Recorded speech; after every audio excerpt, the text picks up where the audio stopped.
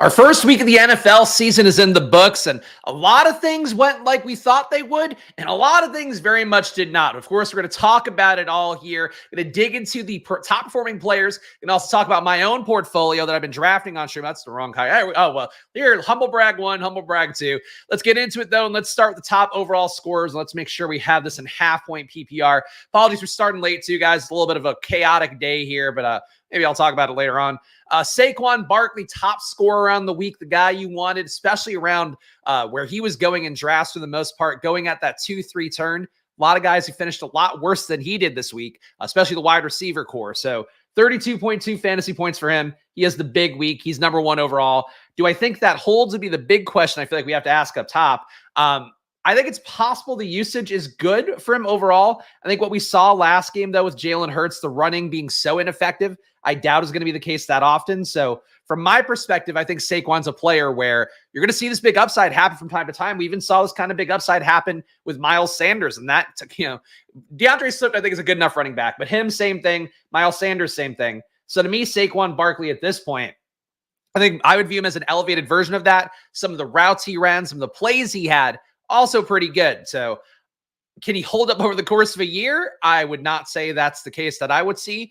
But can he give you 30-point games, maybe 3 to 4 more times this year?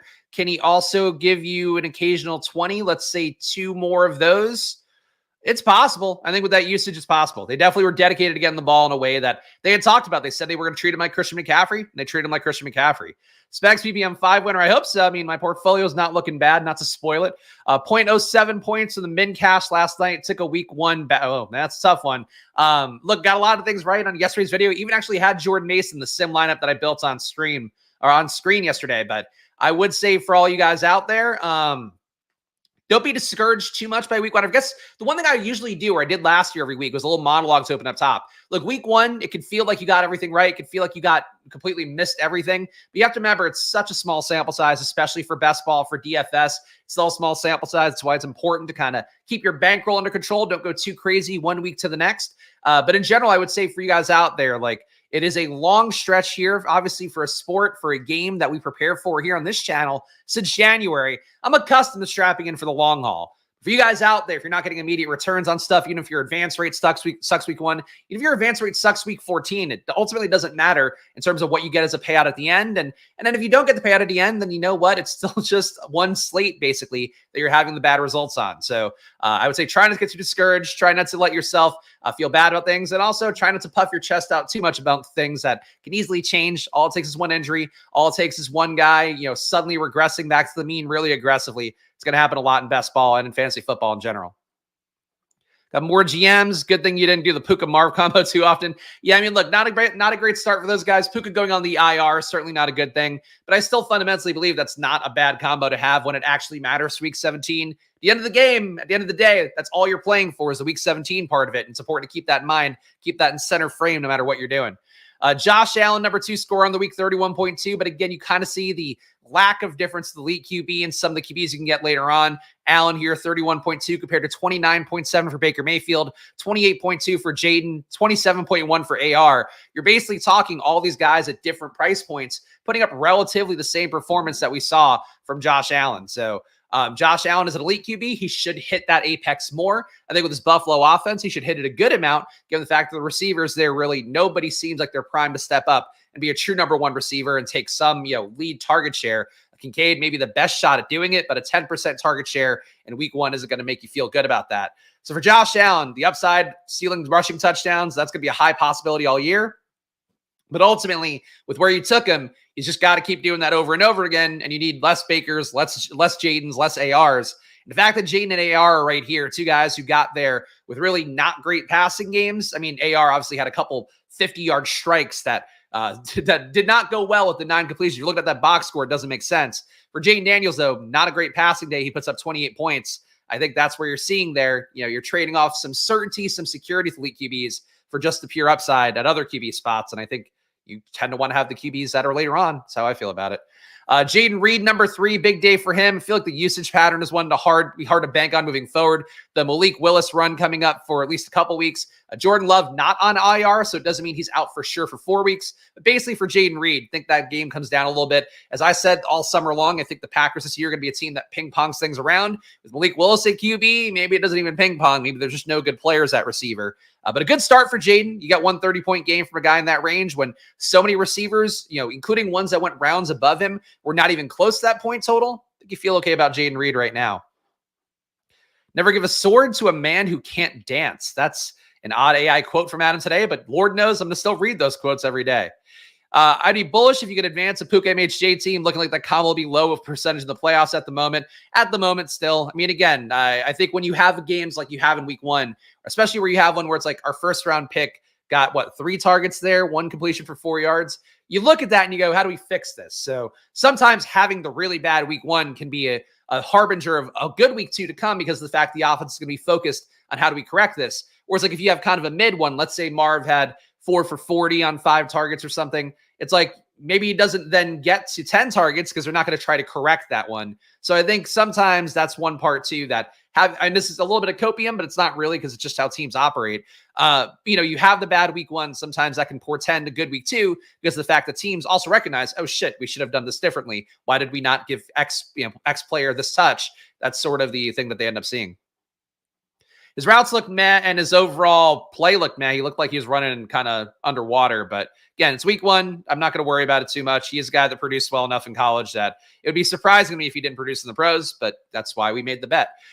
Baker Mayfield, Jaden Daniels, AR. So again, the late QB is doing good stuff. That's what we want to see in general. Jaden, I guess this is where I could victory lap a little bit.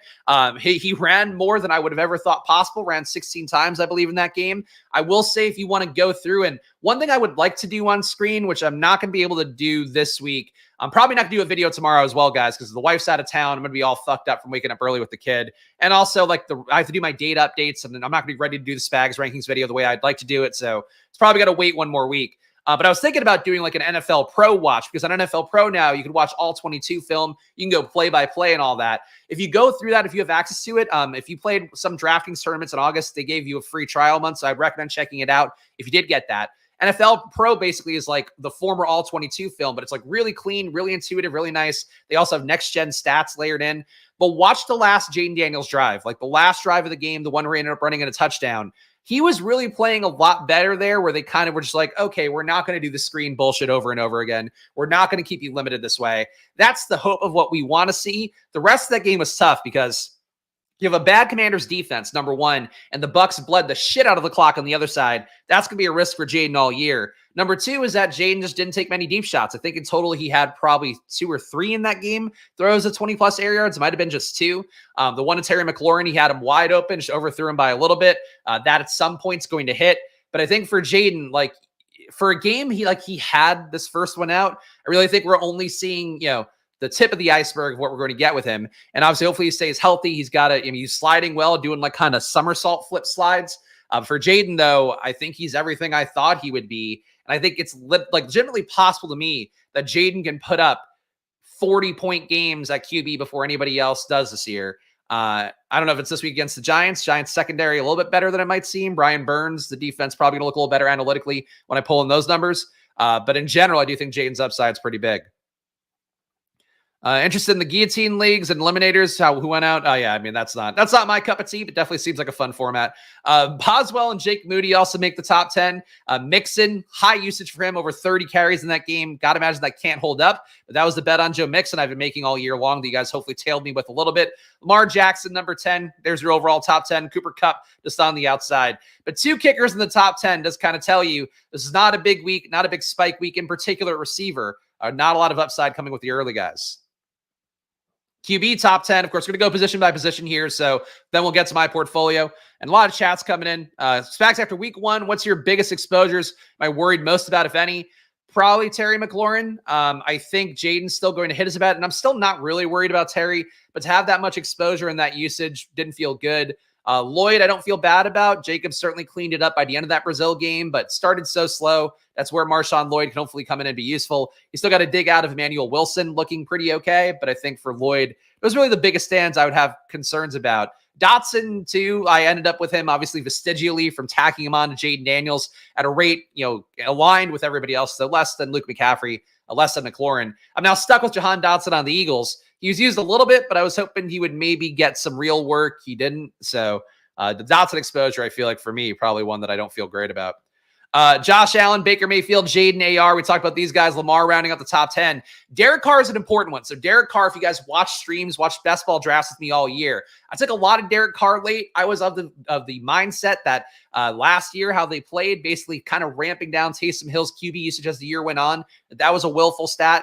Then we got into mini-camp, got into preseason, no Taysom Hill QB snaps. We then saw Derek Carr, all the snaps for him in that game. So, and even the ones where Taysom got a Wildcat snap, it was still with Carr playing, like standing on the field doing nothing. So it was like something where they're just keeping Carr at QB. You top that with the fact that I think they had motion on 88% of their plays, based on what I saw on Twitter from a couple handles out there. Honestly, would give them credit, but I don't recall where I saw it. But I'm sure it's going to look the same in the SIS data, the Sports Info Solutions data, when I pull that in. So Derek Carr, to me, exactly the play I thought he would be. He was free. He puts up 21 points in week 1. He's got potential to have bigger games and games where the other team actually is competitive. I think Bryce Young gave away 15 points in EPA last game out, which a separate conversation for a separate day. But Derek Carr, to me, late QB, was free, and he's exactly doing what we thought. So Spags, thank you. I'll take the nickname here. Matthew, one of our longtime viewers here, community members. You can call me whatever he wants. But super right about Carr. I mean, that was the thesis of the Carr play. It was also the thesis of like potentially the Daniel Jones play. That got him a lot less. That's looking less good, but holding on to the starting job for week 2. Geno Smith comes in at number 7. Long rushing TD gets him over the top here. The pass production was dog shit. Really thought we'd see it be a little bit better. That Ryan Grubb offense. Metcalf looked bad. The only guy who looked okay was Lockett, and even then he didn't really look good. JSN poorly used. Walker's usage was good. So that's the one thing we picked up from the preseason signal to kind of have some faith in and to trust. But a bad debut for Geno and the pass game part of things, even though him running for a 30-yard touchdown, you'll take it whenever you can get it. Daniel Jones looks terrible. So sad. I mean, there was a pretty good likelihood that was going to happen going against a team that blitzes half the time, or at least blitzed half the time under Brian Flores last year. With how he handles pressure, he just can't do it. The good news, he's going to go against the Commanders. The Commanders cannot get pressure for shit. A few times Baker danced around the pocket a little bit to make plays, extend them out a little bit more. But I do think this week it should be a pretty clean run out for Daniel Jones. And we'll see. This is the kind of game where if he puts up, a productive passing game, maybe runs a little bit, he kind of keeps Drew Lock, keeps him losing the starting job at bay. Because I'll look back on that game and go like, wow, he really beat up the Commanders. Not recognizing the fact that the Commanders might be one of the worst defenses in football. Probably will be sieved the entire year.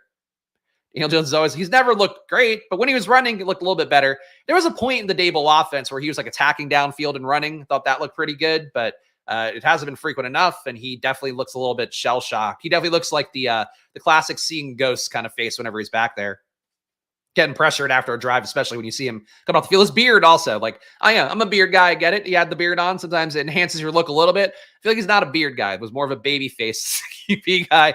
If he shaves the beard, go all in on Daniel Jones. CJ Stroud finishes number 8. Good game by him. Not a great one. Really wasn't the debut I was hoping to see for him, where I think if he's going to be an MVP candidate, he needs to put it down. It's still week 1. They clearly relied on Mixon, wanted to get him going. I think now you have that on tape. The assumption to be you use that to set up other things in the pass game for Stroud. But Stroud, good. I think, looking like he's going to have the potential, if he has better games, to be worth the ADP. For right now, though, kind of just a guy who was a part of a functional offense and a good offense that I expect to be an AFC title contender. Tua at number 9, pretty good score for him. Tried to run a little bit more, though. I'll look at the full numbers to see if it looks much different than last year. But Tua was apparently yelling at guys in the locker room as well to get them going for the second half. A weird day for Miami, but still one where Tua got just enough points to make it count. And Jalen Hurts at 18.4 is number 10. Again, the lack of rushing upside there, if I had to expect, we're looking at him competing with Josh Allen for number 1 a little more frequently moving forward. That said, Kellen Moore QBs have historically run not as much as Jalen Hurts has. So something there, I think they have to find their depth a little bit more with that, but it certainly hasn't been reached yet. Not to foreshadow future videos, but that Commanders-Giants game is super undervalued in DFS. So you can shoot out potential. I think so, but high pace on the Commanders side. Giants, we'll see. The Giants are really the concern point, where the defense could do just enough and the QB play could be just shitty enough. Anybody else at QB? I mean, we could go all the way down here at the bottom just real fast for the sake of completionism. Tyrod Taylor did not outscore Bryce Young. Bryce Young, despite that terrible game, still 21 in QB points. Ahead of guys like Dak, a little bit of surprise there, though tough match against Cleveland. Had a Trevor Lawrence, had a Justin Herbert. No, so shocking to hear that one. Brock Purdy, dog shit game yesterday. Aaron Rodgers, not surprised there. Will Levis, Kirk Cousins. Kirk Cousins, I feel like we should talk about a little bit. Don't think he's dead by any stretch, but he really not dropping back at all, not moving around very much. Kirk Cousins, I think, a player to watch for. It's week 1 coming off an Achilles injury. I would say hit Kirk Cousins coming off the Achilles. Aaron Rodgers coming off the Achilles, not too dissimilar, I think, in how they looked. But for Kirk, I think there's going to be better days. Again, a high blitz team in Pittsburgh as well. So I would say for Cousins, you're hoping you get him in more situations. Just keep him safe in that pocket. He'll be able to get the ball out. Like I thought for a guy who couldn't move or wasn't moving, he got the ball out pretty decently. But definitely, if you watch the film of Kirk Cousins, there's enough floating around on Twitter. It was not a good day for him. Jacoby Brissett, even though, I dropped the football.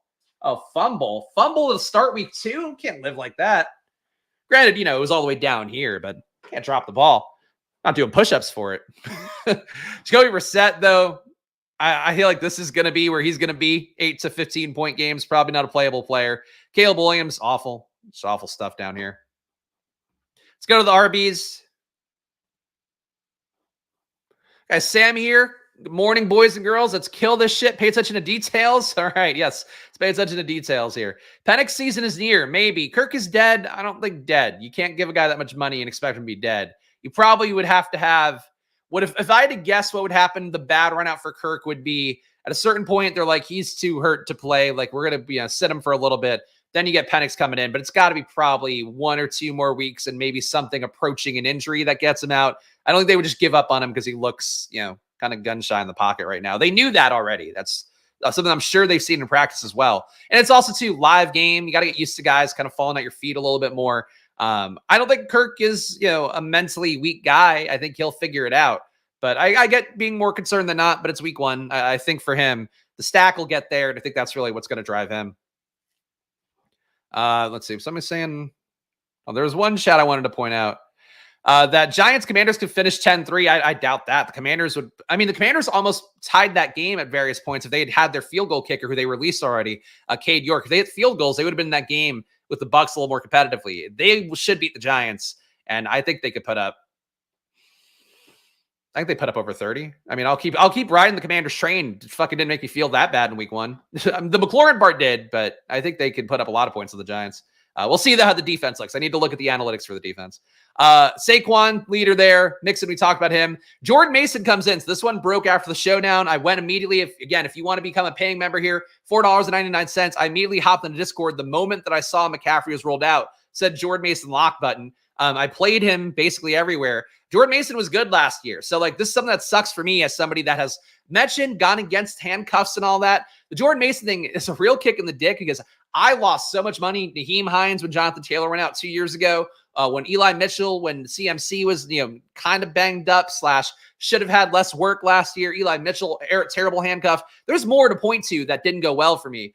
Now all of a sudden, fucking handcuff season's afoot where McCaffrey gets ruled out right before game 1. And you can talk about the stuff too. Mason said he knew he was starting since Friday. If I had to guess, they knew that McCaffrey wasn't likely to go, kept them on the report in the hopes that they could just deceive the Jets a little bit more. They bring in Mason last minute. McCaffrey, Schefter said he's not going to go next week already. Kyle Shanahan pushed against that aggressively, said what is he, God? What is somebody, God? Okay. But clearly something's up with the Niners, just duping injury reports, maybe a fine coming. They might be able to finesse their way out of it. Either way, though, Jordan Mason, I don't think this is sustainable long-term with how he played, how he ran. He ran violent. He ran well. He took advantage of every hole that was there and sometimes found some that weren't there. Maybe you can make the case that he gets a few more touches moving forward, but he's still mostly a contingent play. And if you hit on him, congrats. You probably got more value out of any other contingent play that have existed in the last few years. But that's basically how it would go. I could see Mason getting 30% plus snaps going forward, help preserve CMC. So when CMC is out there, they're going to use CMC. He's going to probably come in for a drive here and there. The best hope for Mason is him taking what the Eli Mitchell role was initially when CMC first got traded, where Mitchell was getting about 9 to 10 touches a game. Sometimes to get the goal line touchdown just based upon who was in the game at that time. that would be your hope for Mason, but it's still like a low outcome that I think people are going to be feeling really good about right now. And if CMC keeps getting hurt, they'll feel even better about, but obviously, but like if he's in, I just don't think Mason's really a play. Even though he looked great last year too. I said it, I think in the summer, we talked about a little bit, 0.2 EPA per pass, 0.2 EPA per rush. He was efficient. He had the same avoided tackle rate as CMC too. So when you have those kind of situations, for what it's worth, and again, I did mention on the Discord, but like if you're not, if you're not a paying member here and you don't have me telling you it loudly in a Discord, just, think about like RBs and how they perform. If they're basically 1-to-1 with the starter, especially in terms of efficiency, especially in terms of avoided tackle rate, you can plug them in and think they're going to have pretty good days. They're not going to be exactly the starter. I think the lack of pass game work for Mason was really the big thing to me that stood out, where he's just not the same play as CMC, but he's still, definitely going to get the same opportunities on a good offense. It's going to open up fucking wide open holes, just like Philly did for Saquon, just like the Niners do for CMC and Jordan Mason. We got J.K. Dobbins, Ramondre here. Those guys, Dobbins, tough to say with Dobbins. It was usage-based, had some wide open holes that he broke for good runs. Speed was not there the same as it used to be.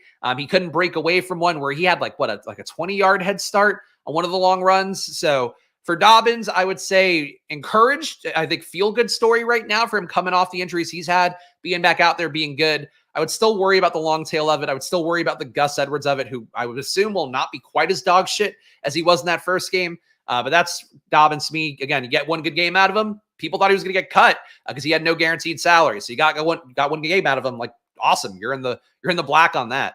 Ramondre at number 5. Thought Ramondre's usage was pretty good. Ramondre, he did get hawked pretty easily. Dobbins was not the same Dobbins, but I didn't see that he was the fastest RB. I don't know. I've only seen Bo Nix talk about speed overall.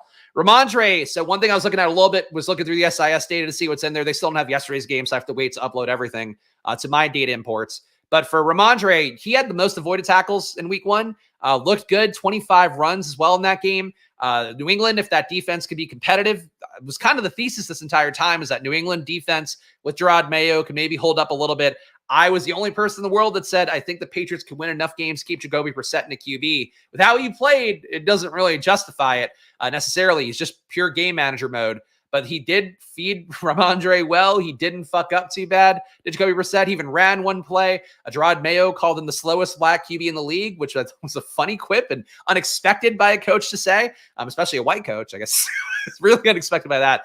Vibes high for New England right now. So for Ramondre, I think it's a sneaky pick. I got a good amount of them in best ball this year. I'm feeling okay about my exposure. I think it's part of 0 RB builds. Guys like him, Mixon, David Montgomery, these were the ones, Kenneth Walker, these were ones that I was caping for a while. I feel like we're looking pretty good so far. Fast RB ball carrier was Dobbins and Saquon. Well, I mean, they both had wide open holes. So that's, like, I was not impressed by the Saquon game. I know people, I am in the bag against Saquon. I really thought they did a good job giving him fucking wide open spaces to roam through. The one play that was impressive is when he beat the linebacker on a pass. Like, I thought that was a good play. Besides that, I was like, he's just the same fucking guy who is just every RB. Anybody could come in and do what he did. But that's still, he was top scorer on the week. What are we going to say about Saquon? Kamara at number 6. Usage was good for him. Taysom Hill didn't take enough away. Kamara, good red zone work, I believe, as well. I think that was it. Thought Saquon looked below average. I don't think he looked below average. He just looked like a guy who took exactly that over and over again. The OL might be good. They're not going to open up fucking blasted open holes. They're not going to be opening up holes like somebody blowing a cave door open. I would say that's not how I expect it to be. But again, and you also have to assume at some point Hurts takes some rushing production back. So whenever you see the extreme on both ends where it's like RB produced so much, QB produced so little, that finds its depth. And that tends to then, obviously the QB running more is going to pull away from the RB. So I don't know. I really think that's the main way to say that. Which is kind of scary. But again, the point is that, like, I don't know. The point is that his talent's not that high. The situation's great. That was always what the bet on him was. The bet for me was just that I don't think he's good enough to maintain this over a course of a year, or that Philly will be great all year and use him the same way in every game situation, and that receivers around them can beat him. So if you took him, you probably missed out on Achane. Like, I don't know. Do you want to miss out on Achane too? I'm not sure you'd want to do that. Aaron Jones, Kenneth Walker, these guys not too far behind. Jones had a good role, definitely giving away about a third of it to Ty Chandler, but still red zone work, pass down work, everything looked good for him. think the role looked very similar to what he had in Green Bay. Kenneth Walker, high usage again, did cede 1 touchdown to Zach Charbonnet, so maybe both guys can get there this year. But Walker, to me, seemed like a very concerted effort, getting red zone work, getting also pretty good third down work. So Walker, the player I kind of thought he would be this year, evolving a little bit in this Ryan Grubb offense. James Conner, really good usage for him, especially early on. I think he had like 6 touches in the first drive. Might have been more than that. He really got used heavy in this one. It's not the most efficient. Arizona's offense, I thought, just didn't look as good as I had hoped they would be in year 2. But Drew Petzing, former Browns guy, definitely playing some Browns ball. I felt like in that one, running the ball pretty aggressively, using Conner. That's basically it. Devon Achane, the pass game usage for him was more interesting. He was actually the one guy in the storied history of preseason, mini camp stuff, them saying, "Oh, this RB's playing snaps in the slot." Like, wow, it's going to be great usage for him. Never fucking happens in game. Achane actually got some slot usage, was moved around a little bit, was targeted 7 times, I believe, in that game. So for Achane, he's injured right now, or at least to start the week, we'll see if he's actually injured heading to Thursday Night Football against Buffalo. For Achane, though, I think the usage was good. I'm a little bit less wowed by it than everybody else. I think he's got more upside getting the pass game work, but he really needs to concentrate a role. And even when Raheem Mostert got hurt in that game, it still brought in Jeff Wilson to take pressure off him, I'm sure. If Jalen Wright's active, if Mostert's going to be hurt, they're probably going to get Jalen Wright in the mix, and Wright's going to do very similar stuff to Achane in terms of at least the burner kind of plays if you block for him. So I don't think Achane's like this, man, we fucking unlocked the Konami code. I think some of the reactions were out there. I think the usage was good. I think it was impressive. I think it looks good. I think they should absolutely feel okay. I don't think they should feel fantastic. I think Underdog was like, whoa, this Achane roll is the greatest thing in the world. And it's it's a pretty good roll. It's still not like a bell cow roll. It's like mini CMC roll, which is good, but still mini CMC. It's not CMC. And you want kind of CMC. Other RBs here, really nothing to note. Brian Robinson, I think again, 0 RB really looks like the thing. Kamara, you can see all the guys here. Mixon, Mason, Dobbins, Stevenson, Kamara, Aaron Jones, Walker would sometimes go in 0 RB range, even though he's technically a hero. Connor, Pollard, Montgomery, Robinson. It was a 0 RB year, it looks like so far. Even with that Saquon hit, hero with Saquon for week 1 would have been fine too. But really, a 0 RB, you had any of these 2 of these guys, you felt pretty good. A lot of my teams did have 2 of them, so I felt pretty good. Receivers were dog shit this week. You got Jaden Reed. This is standard scoring. I'm going to switch to half PPR. Wright's the biggest back they got. Give him the goal line work. I don't agree with that. He doesn't play like the biggest back for sure. Jaden Reed, again, the top scorer there. Cooper Kupp, got to imagine he's going to keep eating here. Was really deliberately targeted to an aggressive amount by the Rams. Obviously, they have to balance it out a little bit more, but you're probably going to see vintage Cooper Kupp as long as he can stay healthy for the next month. So Cooper Kupp, cashing in on him for sure if you took him. I'm under the field on him, so this is one spot for me I don't feel great about. Allen Lazard, a guy who you'll see here at some point later in the video. Our guy Robert Griffin III put me on Lazard for our last drafters draft here on stream. Lazard puts up, I think, 26 and change full point PPR points, 23.9 here for real. It was all bullshit. It was a garbage time TD along with one on a broken play, or not a broken play. It was offsides that was ended up going. Rodgers throws a deep ball. Lazard knew to just run downfield full speed because he's played with Rodgers long enough. He basically got points because he knows Rodgers well. Don't expect that to hold, but you get 20 points from Lazard, you're probably in the black, I guess. So that's how that would look. 500 targets here. I think at a certain point he gets hurt again, to be honest. If he's going to get the full usage here, he's going to get the full contact. I don't love that for him. But at a certain point, Puka comes back in. I think the hope would be that Puka's rejuvenated while Kupp is starting to kind of flag a little bit from taking this much volume and maybe damage along the way. I think that's how, if you're playing Puka, I think that's the hope for it at this point. But losing Puka already for a month is never great. Your team should be built to survive. That's why we take a bunch of receivers early and don't rely on just one. But if you didn't do that, it's going to be tough to not have Puka for that month. And if you have Kupp for now, going to be a great month. Tyreek Hill, number 4. That's safety you get with him. Really the only first-round guy that went off, at least the early part of it, that went off in a good enough way. A.J. Brown in the back half of the round did a good job for himself. Jamison Williams, great game for him. Curious to see the advanced analytics on it. Feel like his usage pattern was different this year. A lot of catch and run kind of plays, which is going to be good for him as a burner. Jameson Williams-Smith, I think a really interesting player, guy that I was pretty big on. Happy to see him going and doing what he's supposed to do after a couple of years of waiting for that kind of thing to happen. Thought he looked the player that we thought he would be. Mike Evans, usage was good. Thought the Chris Godwin usage was a little bit more intriguing overall, just in terms of a PPR scam developing there in the Cooper Kupp kind of way, as we had been told about. I think back in May was when the first Chris Godwin's going to be used like Cooper Kupp thing, with the Liam Cohen bringing in some Rams offensive principles. But Evans still going to be Godwin's guy, or still going to be Baker Mayfield's guy, still going to be the one that gets the downfield targets, still going to be one that probably gets most of the touchdown work. Tampa Bay offense, though, I do feel like was concerned about them losing Dave Canales. Just from the eyeball test, from some of the data as well that I've seen, they might be better this year. The Bucs might be a team to watch out for. And I would say early on, I think Bucs, going to Detroit next week, we're going against Detroit. Bucs doubles, I think, are not crazy. The Bucs offense, I think, is one to watch. And McMillan, too, didn't do a lot there, as I kind of thought he would. When you have Godwin, when you have Evans out there, McMillan ran a lot of routes, too. And if Baker keeps looking good like he does, I think there's something to Tampa Bay that I would watch out for in a good way. A.J. Brown, number 7, again, was really had a couple of spike plays there. Not a lot of volume for him. It seemed like it was more volume going Devontae Smith's way. But Brown makes some big plays, does big stuff, 20 points. Can't be mad at it. Kind of think the floor is going to be a little bit lower, though, when we get into the games where he's not getting 50-yard TDs going. But we'll see how that goes.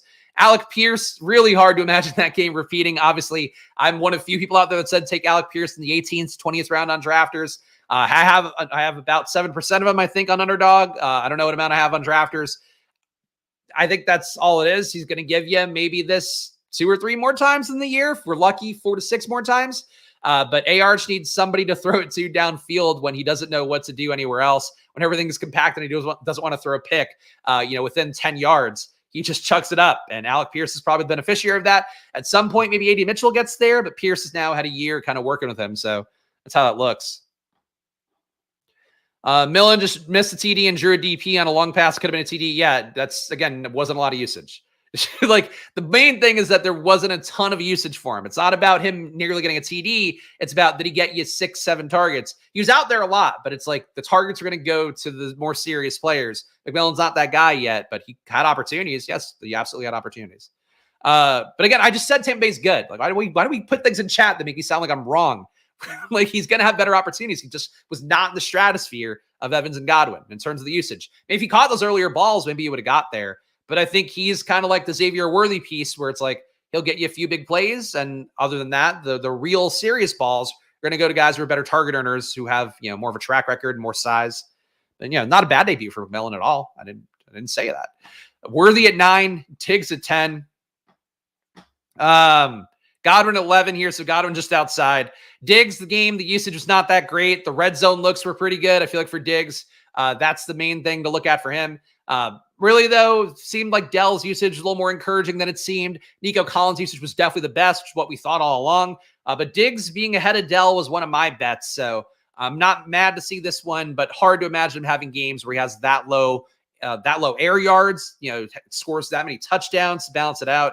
But a good start for Diggs and nothing else. They're just going to kind of spike around a little bit.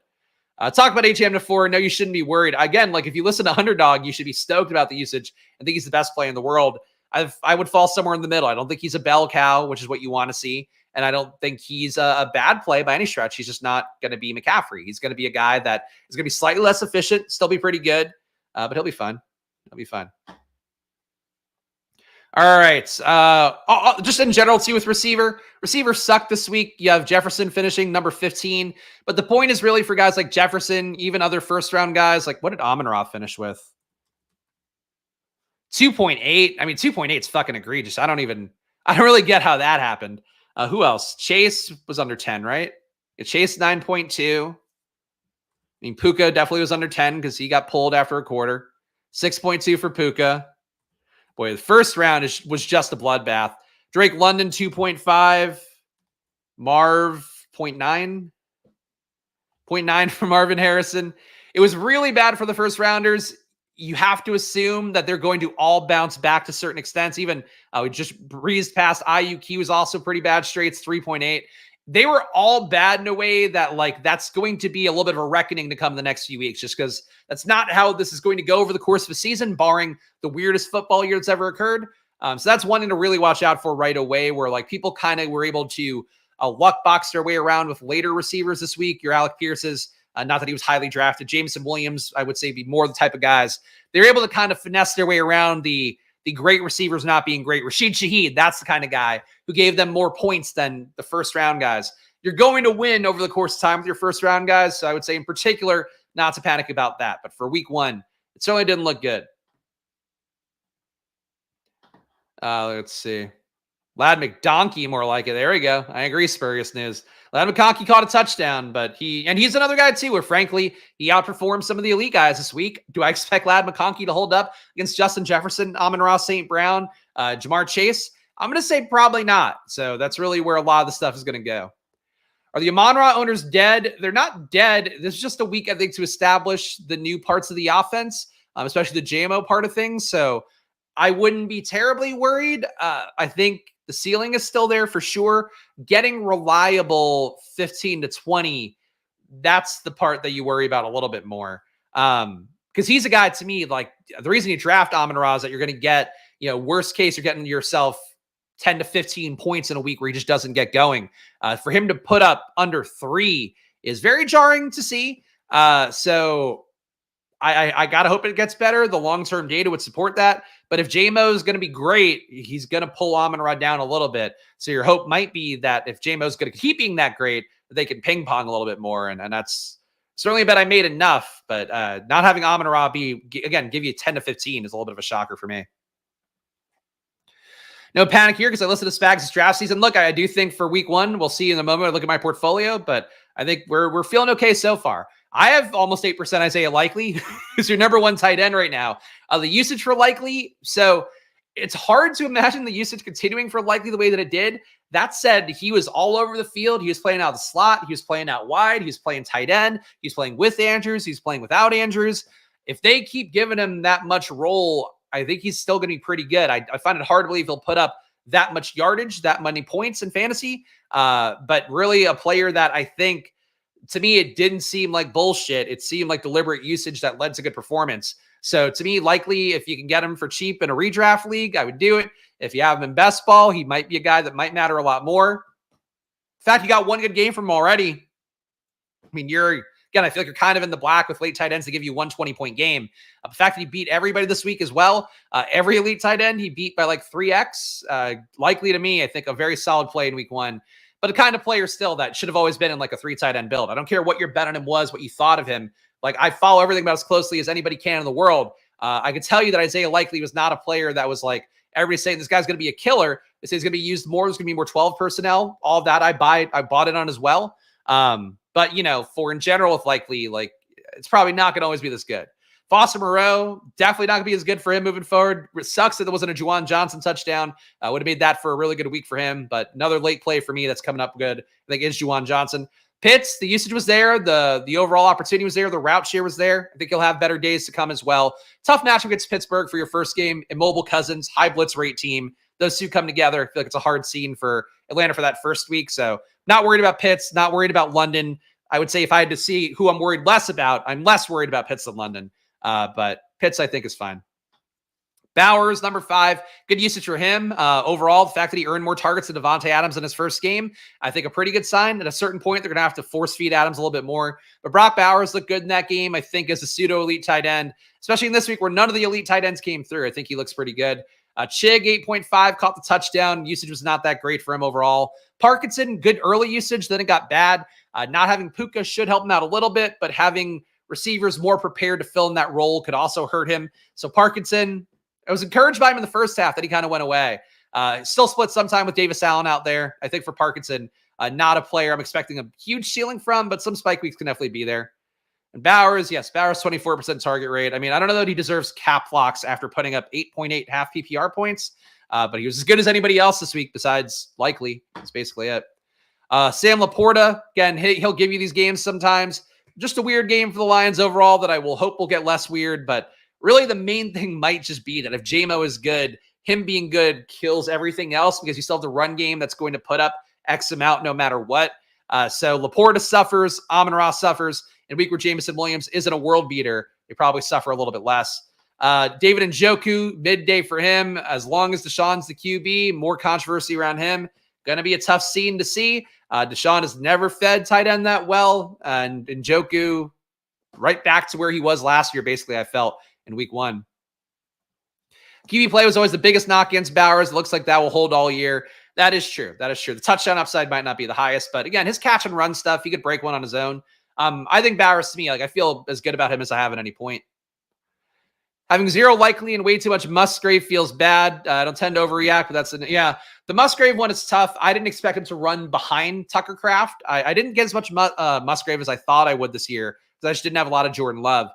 Musgrave, your hope is that he's still a deep shot guy, but it's going to be a tough month or 3 weeks, whatever it may be, with Jordan Love and his MCL sprain, no matter what, with Malik Willis out there. So the Musgrave part of it's going to be tough to dig out of. And really, for a guy like Malik Willis, like Tucker Kraft's going to make a lot more sense. Downfield throws, he can get some yak. That's not really Musgrave's game. So it's going to be a tough month for Musgrave unless Kraft gets hurt again, which he can. Kittle, number 10 here, midday for him. Midday for Kittle, midday for McBride, midday for Goddard, midday for Kelsey. Everything was not good. Dalton Schultz sucked, which I hope that is not going to be the case. But when you have 2 touchdowns taken away by Diggs, I think that's the push-pull with Schultz a little bit. But really not great at tight end for anybody. Taysom Hill with his new role, got more rushing work, got less QB rushing work, so that kind of made him less efficient with the runs. Kind of felt like there were no good tight ends this week, and that's basically not where we want to be. But if I had to guess the guys who were the most likely to bounce back, Laporta, McBride. McBride's usage was actually fairly good. Though, going to get Marv getting a few more targets, going to hurt McBride a little bit more. But he was at least out there running the routes. Kelsey's got to get a little bit better too, though I've vocalized my concerns about him all year. It's basically what it looks like. And those are all your players here, guys. That's your first part of the review here before we get to my portfolio. So before we get to that, please subscribe down below, hit that like button, leave a comment. Of course, Splash Play now on a slow crawl to 4K subs. They're looking a little bit better. Lots of subscribers lately for the Showdown video, which I would say crushed take-wise yesterday. The main slate video on Sunday, we did live on in the morning. That crushed too. So appreciate the new viewers coming along here. Hit the like and subscribe. It helps me out a bunch here because I'm just trying to build up a channel by myself, and it's very hard to do. So, hey, let's reward people doing things that are hard, right? Let's go to Underdog. So let's go to the BBM right away. So 1050 for each entry that advances. So if you want to do the quick math on your own portfolio without any sort of excelling, 1050, $35 for every entry that's advancing. That means I'm advancing 30 right now, which is good for a 20% advance rate on my 150 max. So we're above average in advance rate. I feel okay about it, given the fact that a lot of my top owned guys, your Marshawn Lloyd in particular, your Terry McLaurin, and the fact that I'm a 0 RB guy, was not a good start for me in terms of all that. But I feel okay about how it's looking based on this first run here. My highest scoring team, I can't see on this one, but I know it's this. I know from looking before. My top scoring team is actually a Kirk Cousins team. Kirk and Baker. Baker was one of the highest scoring QBs in the week, as we talked about. Pacheco, Aaron Jones, Tyjae Spears, Devin Singletary, Jerome Ford. Just a clean little hero RB team. I got a lot of teams that are like that, so I'm happy with it. The downside, Puka Nacua, Drake London. The upside is I scored 154 without my top 2 receivers contributing shit, so I can live with that. We got Jaden, Godwin, J-Mo here, Mike Wilson, Ray McLeod, who made some lineups for me. I am not too proud to admit. Diami Brown, shit tight end room with our elite tight end, Travis Kelce. But decent scoring on that one. Feeling okay about it. But good mix of second places, first places. I think I also had like 16 third places. So it's week 1. Week 1 doesn't matter. This is one where I banned Jeremy after I think the hindsight of this, I believe Jeremy had sniped me on Tez Walker and Rashad Bateman in this room, if I remember correctly. No, it might be a different one. But Stroud here, Jaden Daniels makes a lot of lineups for me. Jerome Ford, Bucky Irving made some lineups for me too, which I did not expect to be a thing in week 1. 8.6 points for Bucky Irving. Tyreek Hill, good week. Nico, decent week. Diggs, decent week. McLaurin with the 0. Worthy. I mean, the receiver room here looks pretty good. And tight end Brock Bowers, apparently the best tight end room I could do.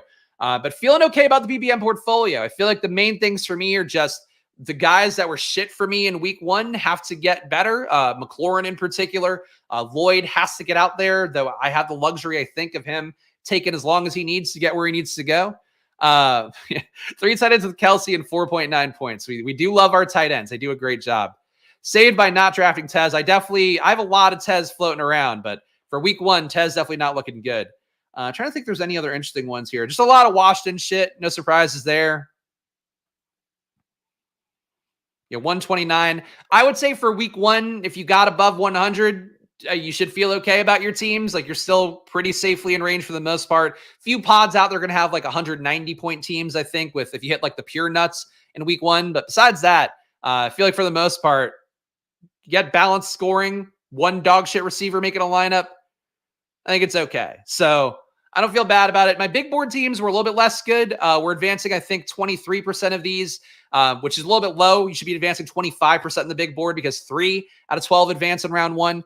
I don't know what my best team is. I think it might be this one where I accidentally drafted in a Pete room. No, this isn't it. All right, now we have to find what's my top scorer here.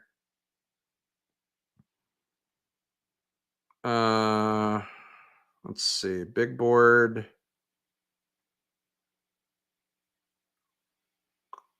My top scorer is a Stroud Baker lineup. Let's see. So it's this one. So 0 RB, 4 tight end build was my top scorer in the big board. Stroud and Baker. Baker makes the lineup.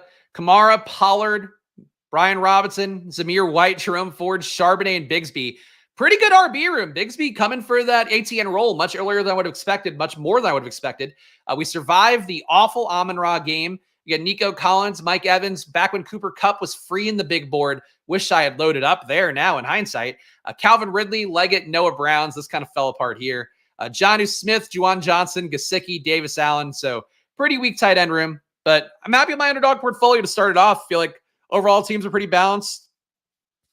Nothing stood out to me as like egregiously bad besides McLaurin just not getting there in any lineups. So that's basically it. Pissed me passing Alec Pierce, our last pick in the big board. I mean, yeah. In the big board, I think that was the time I was probably taking the least Alec Pierce because I was like, somebody's going to take that job from him. And here we are.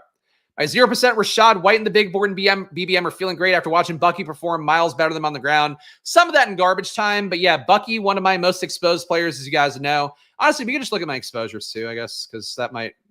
I don't have the Best Ball Explorer tool anymore. Yeah, my highest exposed guys just for BBM right now. So Jaden, we're feeling good about. Lloyd, jury's out. McLaurin, I would say we're not feeling great about. Feeling great about Brian Robinson. Feeling pretty good about Bucky. I think feeling solid about Zeke, who I kept scooping the dip on. He had more usage than Rico Dowell this week. Goal line work was there.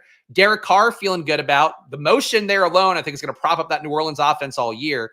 Jerome Ford, feeling good about. Bell cow usage. Sinnott, I would say not feeling great about yet. In fact, he got any snaps I can take. McCaffrey, jury's out. Jury's out. Ray Davis, he's the backup. Jury's out. My top exposed guys I don't feel bad about. Swapping Gus for Dobbins would make me feel a little bit better, but I knew that. I knew I wanted less of that. Ended up how it is. Anyway, so that's my underdog exposure. To go to drafters real fast here to close it out. My likely exposure, I think it's just under 8%. No, 6.7. I thought it was 7.8, but 6.7%. So not the 1% our pal Pete Overzet got that I saw on my YouTube shorts, but still not the usage we want to have overall for our boy, for ourselves really more than anything. Okay. Let's see what we got here.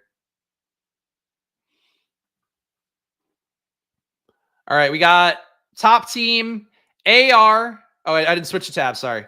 There we go. Top team, AR, Mixon, Ramondre, Ezekiel Elliott. So feeling good about this so far. Receiver, it's awful. My top 3 receivers don't make the lineup, which you don't want on drafters, but no Puka making the lineup, no Marv, no Pittman. We did get points from Zay. We got points from Lockett, and we got points from Alec Pierce. So Alec Pierce is the one who made up for a lot of bad top receiver play, which is not what I would have thought in this world. I have a top 10K drafters team. Okay, I mean, top 10K. I've got a couple in the top 10. I've got 4 here, it looks like, in the top 10K. Pierce, yeah, likely, again, helps it out. But yeah, the receiver room, really crazy to take 5 receivers in, well, I guess 4 receivers in the first 4 rounds and not get scores out of 3 of them. That is the way of the week one. I should look at my worst teams too. We'll look at my worst team on drafters, then we'll go to my worst team on Underdog. So this is the team I drafted with Robert Griffin III, my last team that I did on stream this year, my 201st stream draft. We got Jaden, Jared Goff, AR. Of course, not a fan of AR, but the Jaden Daniels part going to work. Montgomery contributes here. Ramondre contributes again. Ramondre hopefully will be a recurring theme of good teams this year. Eckler puts up some points, but doesn't make the lineup. Algier, Herbert, Bigsby, these are all fine. CeeDee Lamb makes the lineup here. Dog shit week for him. Another guy to add to the list who did not do enough. Chris Olave did not do enough. Devontae Smith did enough. Mari Cooper, fucking awful. He is going to fail if Deshaun Watson keeps being that. Jameson Williams, good week for him. Downs didn't play. Naylor looking good. Alan Lazard which I would not have expected to make a roster here. But Alan Lazard, in fact, outscores Devontae Smith, Olave, Cooper, CeeDee Lamb. Again, a weird week here when you have that being the case. Laporta, Jonnu, Zach Ertz. It's my number 2 team and the one that we should all be rooting for here for the sake of Robert Griffin III, who gets half of the pool here if we do finish first in that one. Or if we finish, whatever. Finish well in that one. Worst team. Close it out with this one. We got Kirk, Matthew Stafford, Bryce Young. Here we go. Kirk, Bryce stats. Here we are. I got more than 48. I got 97, but Stafford helped it out. Pacheco, Jerome Ford. I mean, I don't feel bad about this room. Zamir White, certainly a role looking worse with Madison, but that can flip. Javonte, I feel like he was kind of the poison pill that I didn't get a lot of. I know some of you guys were more bullish on. Estime fumbled, so I guess that doesn't hurt Javonte, but the McLaughlin role overall, just taking Javonte off the field, not good. Blake Corum, he'll play at some point, but let's say, even though I have enough Blake Corum, I'm not going to be mad if Blake Corum fucking just doesn't play. I think Blake Corum was never a good pick, and weird to see him not have that role in week 1 after they held him out. Doesn't make sense what the usage was for Blake Corum in week 1. But, if he doesn't hit, I won't be mad about it. Puka, he made the lineup here despite being awful because that's how bad receiver was. Deontay, again, I talked about him having the under 50, looking like a profitable line according to Probably's data as well as some of the other ones out there. Deontay goes wildly under 50, which was the prop line here. Just fucking 19 yards. That's awful. Curtis Samuel barely played in that game with his turf toe. Marcus Robinson will have some better weeks. Tolbert, fucking useless too. Jalen Brooks looked better on 1 catch. Casey Washington, nothing. Mingo actually did okay relative to the Panthers. But Pitts, Parkinson made it as the flex. This team sucks. It's in last place. It is what it is.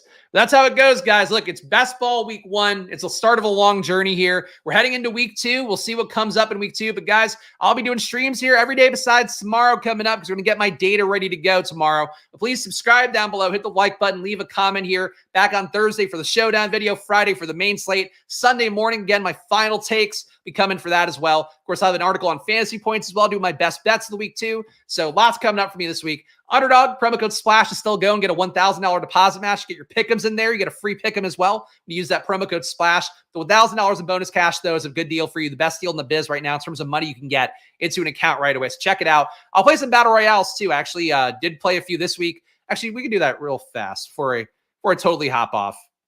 Because I think, honestly, I have to give the full credit. I think Pete made me realize a flaw in my Battle Royale process that I had not seen before, and I really thought it was one that I think I closed the loop on a little bit more.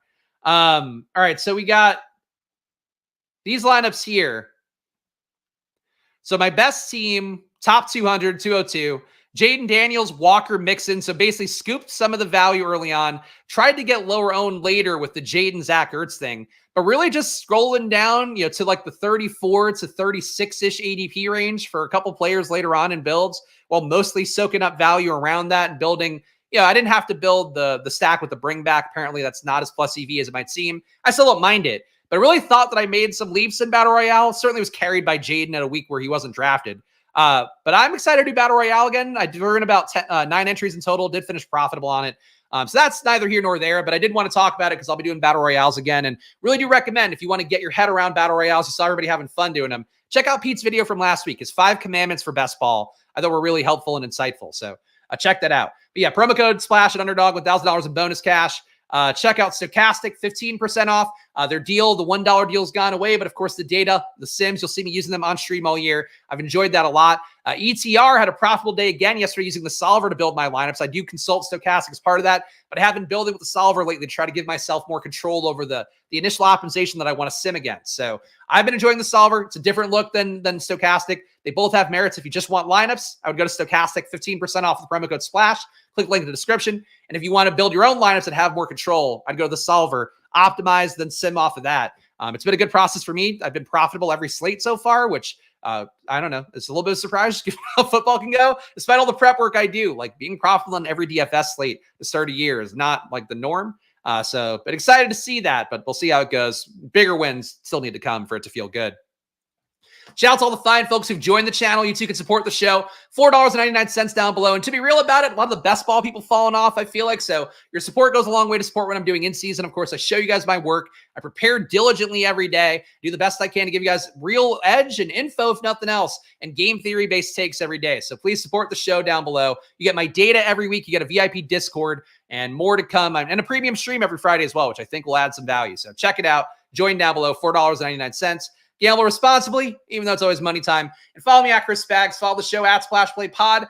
Back on Thursday. No show tomorrow because I'm just going to be getting my data stuff aligned because any change in the data flow is going to fuck up everything, and I don't want to be responsible for that, making graphics for a video tomorrow. Be back on Thursday for the showdown. I'll see you guys then. Enjoy your days, and of course, good luck. Bye-bye.